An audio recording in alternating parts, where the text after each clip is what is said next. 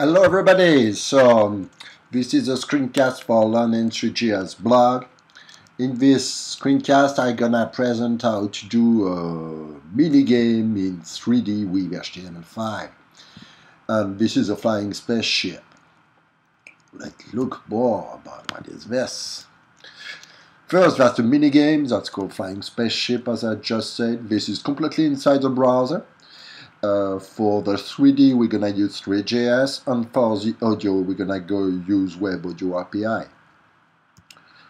Let's look at what we are supposed to get at the end. We look at that. We have a small spaceship here. This small spaceship can go up and down, and you move the camera. If the spaceship hits the moon, there's a small noise. The goal is to destroy all the moon, I guess. Well, that's not much, but we're gonna do that together now. This is what we're gonna build. Let's come back on the slide. So this is the expected final result. But how do we get there?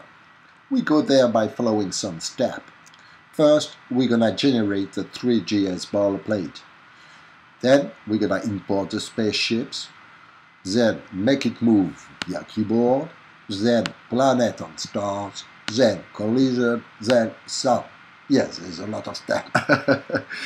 But they are all very easy. Don't worry about it. So let's get started. First, the first point is to install the 3GS boilerplate. What is the 3GS boilerplate? That's a basic webgl page. That's only a cube moving. The best practice already set up. If you want, you can tune it through Yeoman. So I use Yeoman for various things. Yeoman plus 3GS are pretty nice. Yeoman is an effort by Google. That's modern workflow for web app. So it's okay, that's a weird title. It's hard to understand that. Basically, that's three tools. That's Bower, Grunt, and Yo. Yeoman in this case just used to generate the boilerplate with Yo and under the package with Bower. We're gonna see all that. But first, let's create our directory, mkdir flying spaceship. I'm gonna do that with you guys. mkdir flying spaceship. Then we go inside the directory. We are in flying spaceship. Let me increase the font just in case you don't see. We have created our directory. Now we're gonna do stuff fun. We're gonna generate the boilerplate with Yeoman. So Yo 3GS boilerplate. We'll do that for you. Let me do it for you. We go here, we press the button. It's working. Let's hope it's gonna do that today. We're gonna use the default one. We have generated everything, and as you can see, my Yo is not up to date apparently. It's not important for today. So, come back to the slide. We have created the folder. We have generated the boilerplate with Yeoman. That's all cool. Let's save the static files that we have just generated. We go here, we go to Flying Spaceship. We save the static file. Here I use a Python -l simple HTTP server. That's a small trick to generate an HTTP server. You can do whatever HTTP server you want, guys. You can put Apache engine, slug, HTTP, whatever. It's only static file. So let's look at it. Well, almost. Okay, this is the 3GS boilerplate. So that's not much. That's a full page. You got resize, you got stuff like that, and you got a basic cube, font cube with 3-point lights, and that's it. That's not much, but see how fast we have done that. This is the point, right? We did that very fast. So let's move from there. So as you can see, the demo is here. That's what we have just seen. So we want to add stuff. So let's start by adding spaceships. It's possible to get spaceships through a 3x extension. You can install it through Bower or get the file directly on GitHub if you don't want to use Bower. It's already there. So that's somewhere on GitHub. And let me show you the basic demo. You got a basic demo with 5 spaceships. One of them can fire. It's pretty cool. That's a 3x extension. So what we're gonna do, in our case, we use Bower. Bower install spaceship, 3x spaceship. And this will install the spaceship we need. Do it again, apparently not. Little problem with the cut paste. Then I push here. Let me check I can actually recording. I am. Excellent. So I install the spaceship. And it's running. As it's installed now. So we have done Bower install 3x spaceship. And we got a spaceship installed. Wait, what is 3x by the way? So a bit on 3x, that's pretty simple stuff. That's a ultralight extension system for 3GS. So I build all my extension with that. And that's very like vanilla JS. Let me show you the home page of it. So the little blah blah, it's all on GitHub, MIT as usual. As you can see, there is quite a bit of extension already. There is 31, and there is many coming as well. Oh, you got plenty. Let me show you stuff like, I don't know. So the spaceship we got here we got some pool balls that we can have. Here, a back product effect. So for example, you heard here that you got video is playing. When I click, you see there's a simulation of bad TV effect. So we simulate bad TV.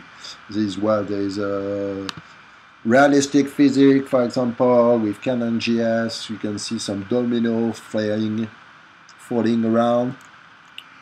Realistic physics, guys, pretty cool. On 31 like that. Nyan Cat, we did Nyan Cat everywhere, guys. See? So we got Nyan Cat, that's cool. Alright, the sound. The music is really crazy. Okay, so let's come back. This was the homepage of 3x with some extension. Okay, so usually 3x module, you can get them with require.js if you want. It's optional, and but it's quite cool if you do, because that's quite easy. You don't have to wonder which files to include or to where are the assets, all that.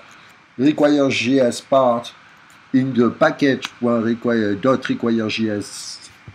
You got all the configuration needed for your extension. So that's pretty cool. That's optional, but that's faster when you develop. So we're gonna use require.js as well. So first we have installed the spaceship. Now we include the spaceship inside our code. So let's do that, because I'm supposed to do that with you guys. So we check all that. Here we're gonna open the proper directory inside our editor. So the editor easy. Alright. So I got the boilerplate which has been generated. As you can see, this is a boilerplate, so a small code of which is doing your, you don't know if you remember, but the boilerplate here. So this code here is this one directly, like 100 line. And you got everything with the back practice. We have here the Bower components that we have already installed, so 3x spaceships. Let's include it in the code. So we just passed what is in the slide with some issue with the tab. Check. So something like that. Let me increase the font. We increase the font, we come back here. Nothing happened, so we include the file without error. We're pretty happy. Now we had the spaceship, so we put that small JS code in the same init. var spaceship is equal to null. Well, the declaration of the stuff. Here, what is interesting is 3x spaceship low space fighter 3. So we take the space fighter 3, and once it is loaded, this function is notified we add the object 3D inside the scene. That's it. Let's do it now. I go here. I'm gonna pass my card. I pass the card. I render the stuff. I add a wonderful command because I'm a nice guy. Spaceship. Okay, let's reload and see what we got. Not much, but in fact, we have much. This is inside the cube, I think. You can see sometimes a space here. So we have to remove the cube. This is this part. We remove this cube here. Now we reload. And see, we have our wonderful spaceship in the middle. How cool is that? Let me increase a bit the webgl here. So we have added our spaceship. It was quite simple, right? So the demo, as you can see, you don't see it. So we remove the cube and make it appear. This is exactly what we got. You see? Hop. Too cute. Now we're going to try to control this spaceship with the keyboard. For that, once again, we're going to use an extension of three.js. It's a 3x keyboard state. It helps you keep the current state of the keyboard. So once again, you got a repo on GitHub, multi-license, documentation, how to install it, how to use it, all stuff.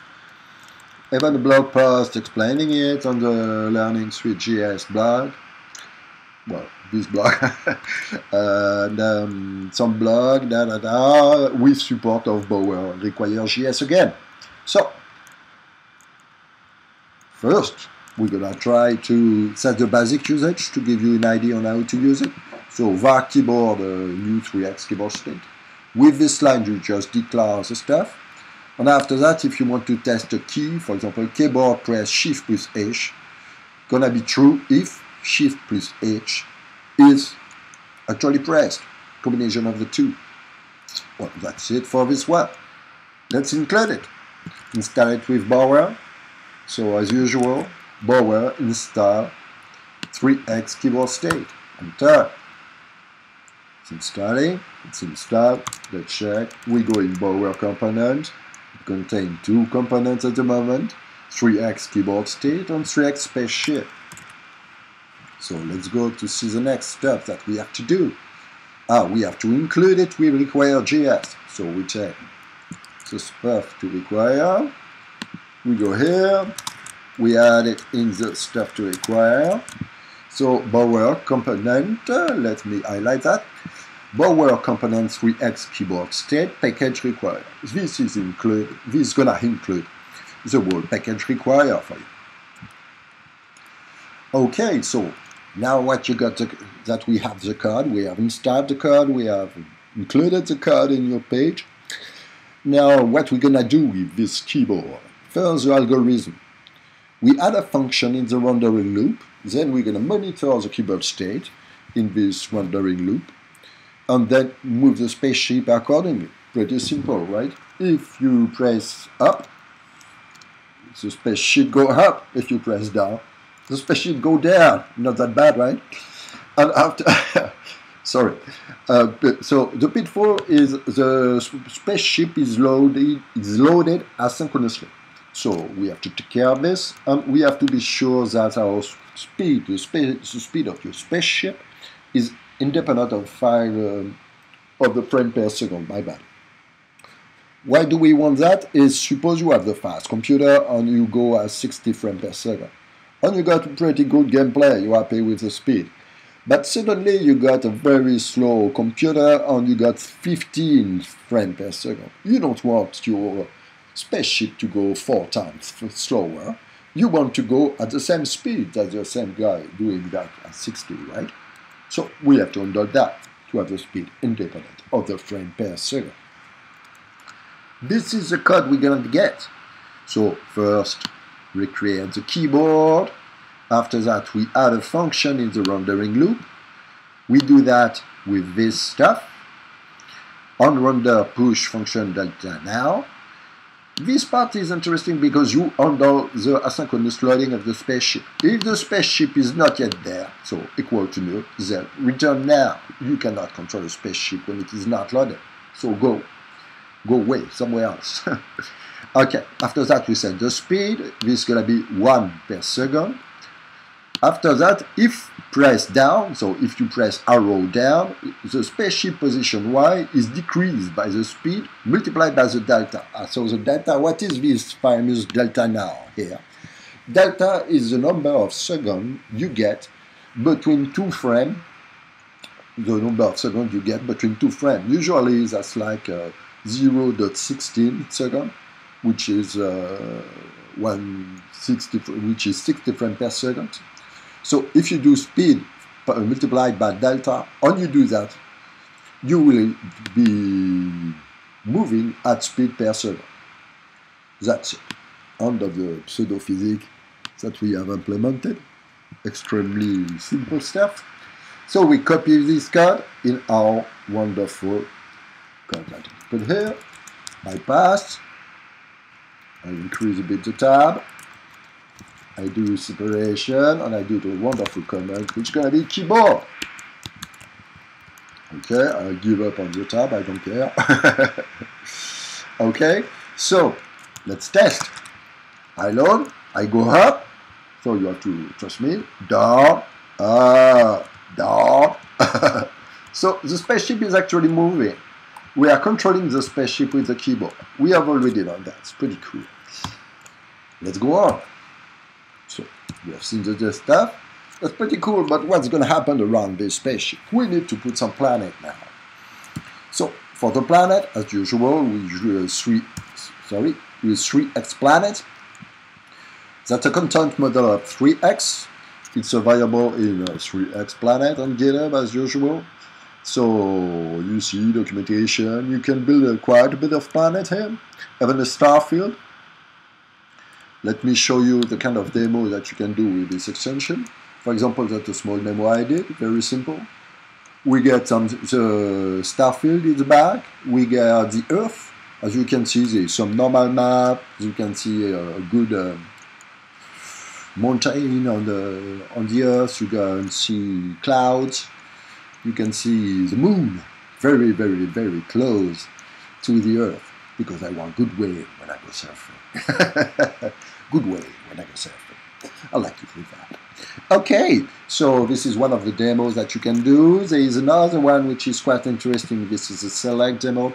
The select demo shows you all what you can do. So you got the Earth. You can do Pluto, for example. Yeah, that's not a planet. Neptune. Some are more fun, you see, with some rings, or some shadow casting of the rings. It's pretty cool. It starts to be quite realistic.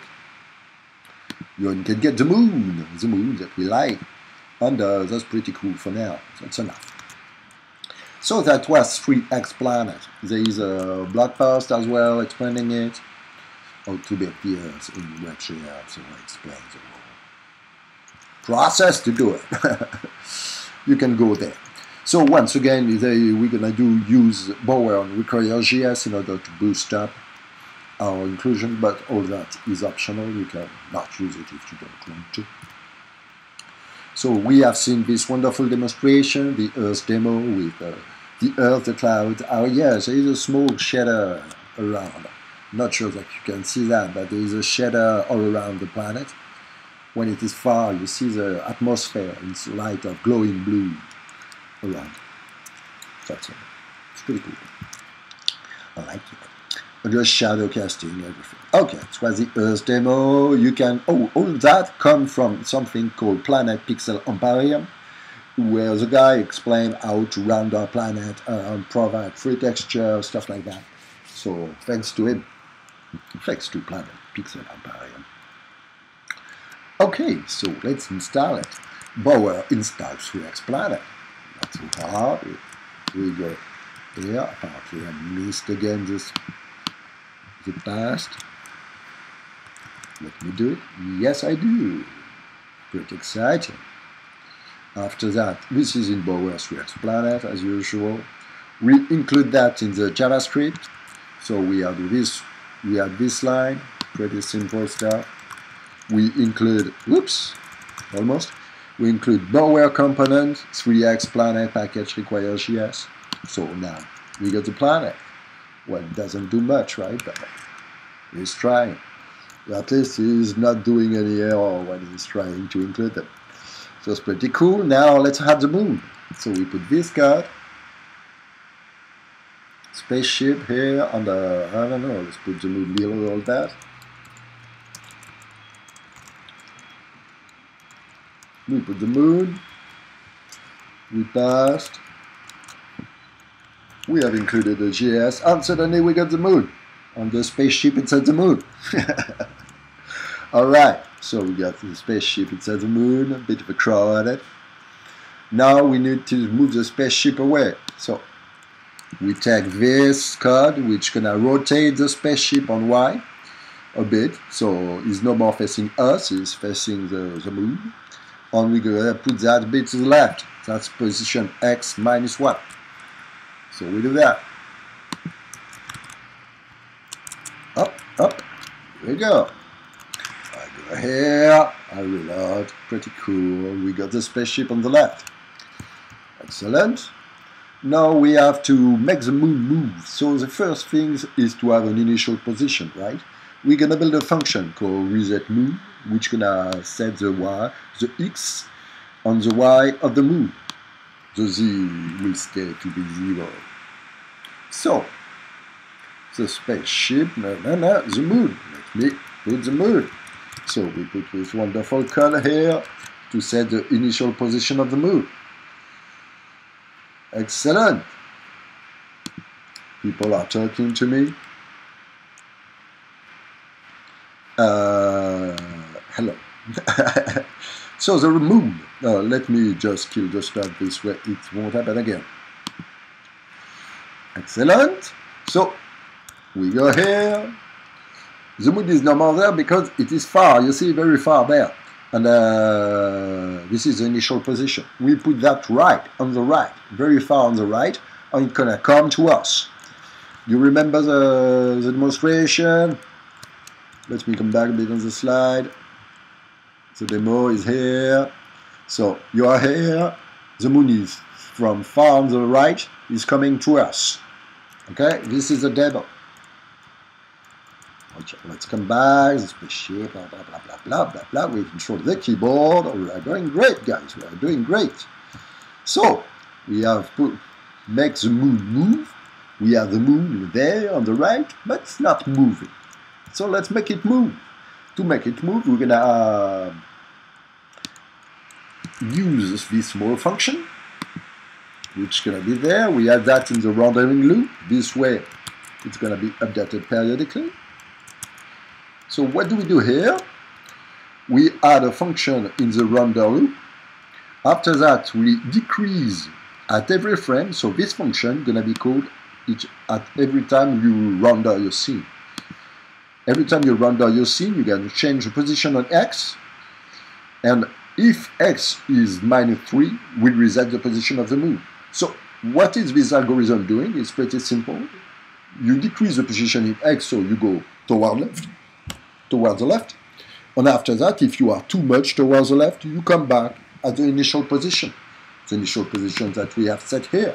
It's pretty simple stuff. Let's see the result, guys. We are here. As you can see, the moon is coming to us. We have a little spaceship. You can move up, down. At this time, you are going through it. There's not much more.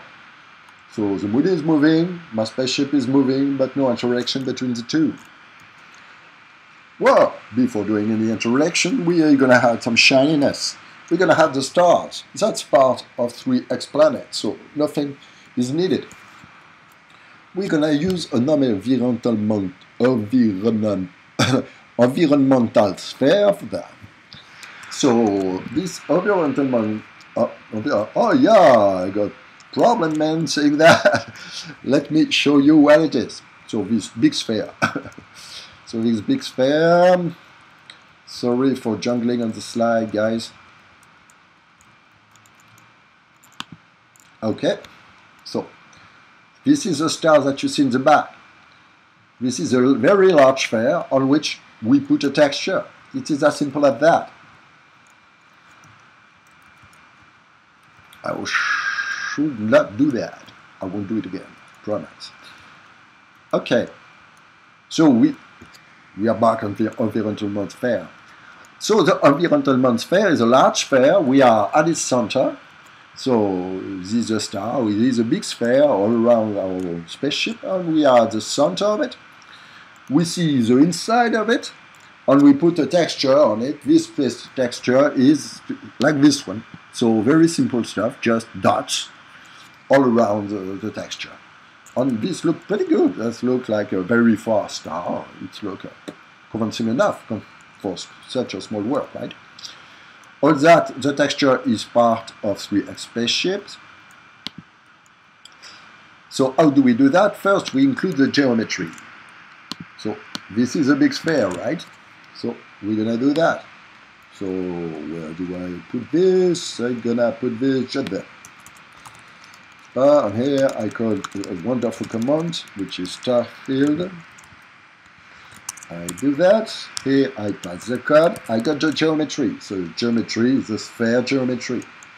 You got characteristic of a large sphere, which is there. Then to create the material of it.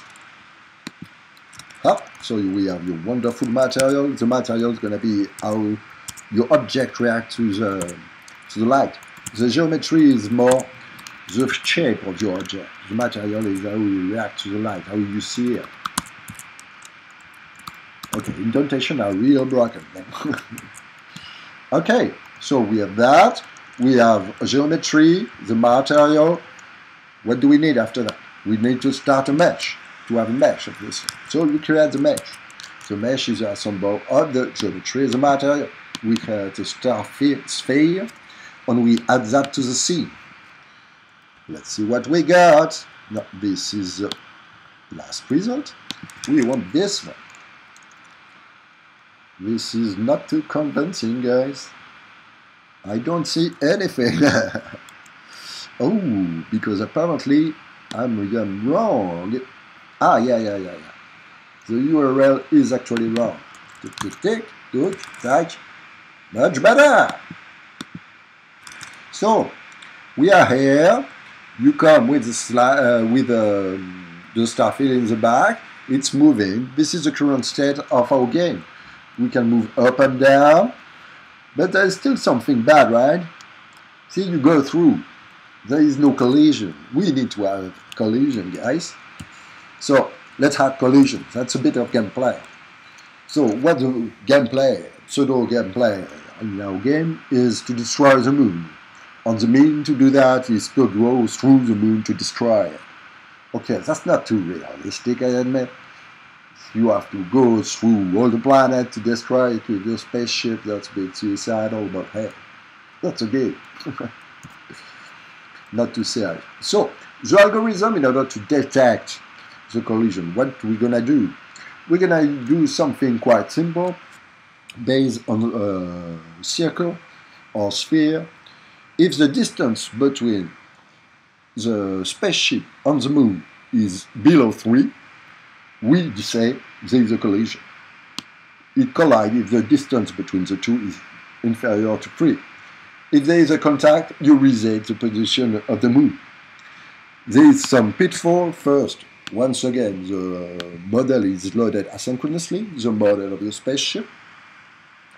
And after that, the spaceship is not spheric. It's quite important. And you can see that's quite flat. So sometimes we're going to be just a bit below and we're going to have contact. So, but that's a bit of an artifact that you have to play with. Don't worry about it. It's going to be good enough. So here is the code to add. Let's add the code.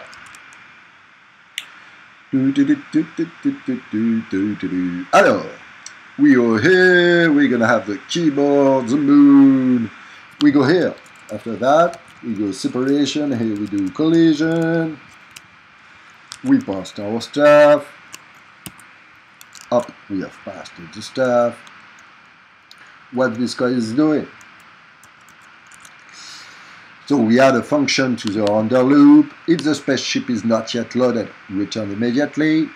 After that, we're going to compute the distance between the spaceship on the moon. So moon mesh, position, distance to spaceship position. See, that's pretty easy to read, right? Moon position, distance to spaceship position. If the distance is below 3, 0.3, we reset the moon.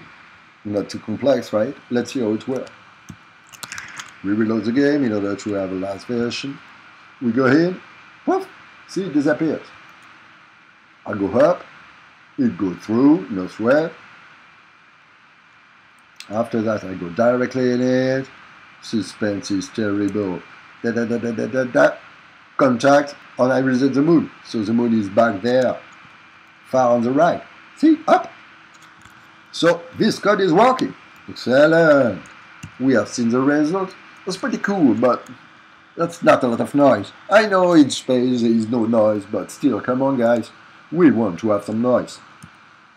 So for that, we're gonna use the WebAudio API. It's pretty cool because now the WebAudio API is supported. When you have webgl, you have the WebAudio API. It's pretty cool. This way you can use both and do really great games. You can do image and sound very efficiently now. Okay, so that's a low latency sound API for game. We're gonna use a bunch of helpers that you can find in WebAudio X. That's a bunch of helpers, exactly like 3x for WebAudio. It's heavily documented, as I said. You see the documentation, blah, blah, blah, blah, blah, blah, blah. I document each event, so you can do convolvers now, you can load, you can generate sound with GS effects, so procedural generation of sound, let me show you this. You can generate that, generate this kind of sound. These are random sound generated, right? And you can play that directly with WebAudio API, and without any download, because this is directly generated procedurally when you load the page. You see, a lot of fun here.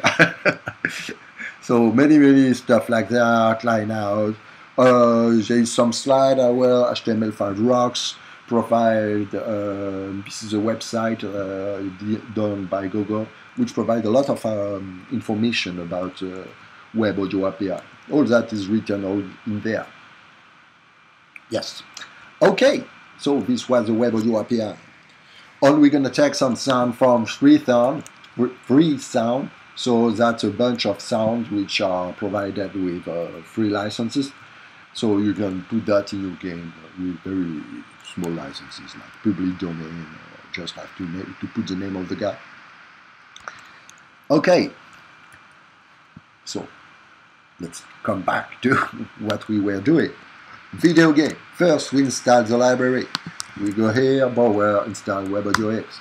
We click, this is us, we install, it is installing. Okay, no need to wait. After that, we're gonna include the JavaScript here in the require. This way, the source is gonna be included in my page. Okay, the installation is completed. WebAudio X is installed. It's included. So we go here, we reload. Well, nothing happened, but there is no mistake. Nothing happened. Why? Because we include the source, but we don't use it. So let's use it. First, let's init WebAudio API. So we put that, I don't know, somewhere. I don't remember very honestly. Okay, let's put that at the end. So we create wonderful. We include the audio context, which is here. And we have the audio context. That's pretty cool. Let's put some sound. So we load the sound after that. We go here, we load the sound. Oh, that is pretty simple, as you can see. We have loaded the sound. So this sound is what we got. Where is my sound? Let me get the sound from the slide. I need to put this sound. So you're gonna have to get it from free sound or from my library. Let me include this first. MCAD. Sounds. City sound. Up, up. I go take it. Flying. Here I do sound. And I do that. And I copy. I got it. I got the wonderful sound. Pretty Mega Mouse sound. It's actually 5 megabytes, guys. Okay, hey, let's keep focus. Alors, to keep focus, we go here, we go here. We have the sound to make.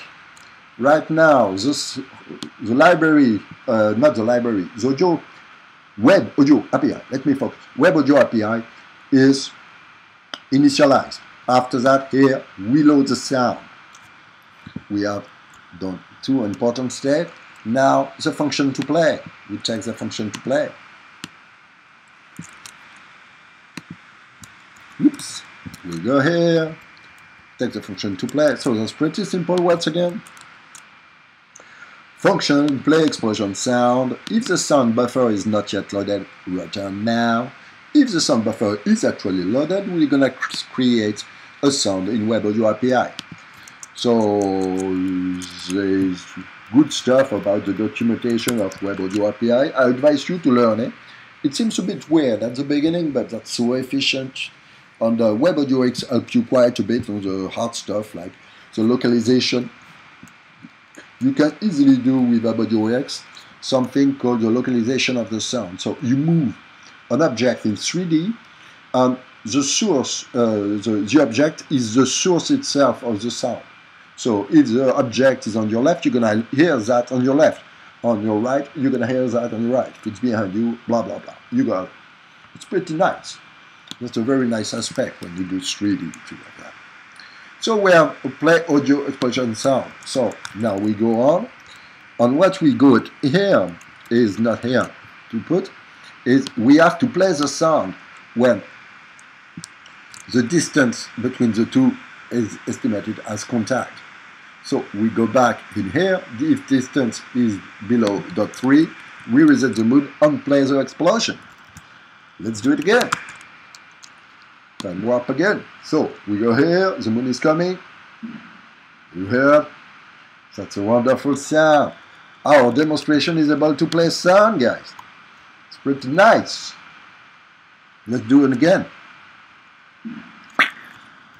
Alright, so we play sound on contact. That's the result. And believe it or not, guys, we are down. We have done the whole thing in 37 minutes. So, let's pat our back. What have we done? We have done a pure HTML5 game. We have 3D models, we have collision, we have sound, we have a mini gameplay. All that in 37 minutes without anything to start with. We just use the open source stuff which is already available, well documented, and I mean 37 minutes, guys, pretty easy. So let's look again at the result that we got. We are here, we got the moon, we got contact with the moon, we got sound, we can control the player with the keyboard, we got a world around us with a spaceship, the moon, some other planets. You can play with other planets if you want. We have all the planets of the solar system with the ring, everything. So it's pretty cool and nice. And for example, you can play with the stars. I can show you one other thing which is funny where I use a planet is this small stuff on which I worked on, Stellar 7 version 2. That's a work in progress, but you're gonna get this picture. So you see this planet all around. This planet, this tank moving everywhere. You got a lot of stuff. So, but this one I spent more than 40 minutes to do. So this is the result, guys. All that in less than an hour. All that thanks to the 3GS card, to the big boilerplate already done for us. All that thanks to Yeoman, which allow us to handle the packet through Bower. Through Yeoman, which give us Yo to generate the boilerplate. All that thanks to the Web Audio model. All that the 3X spaceship was already done for us.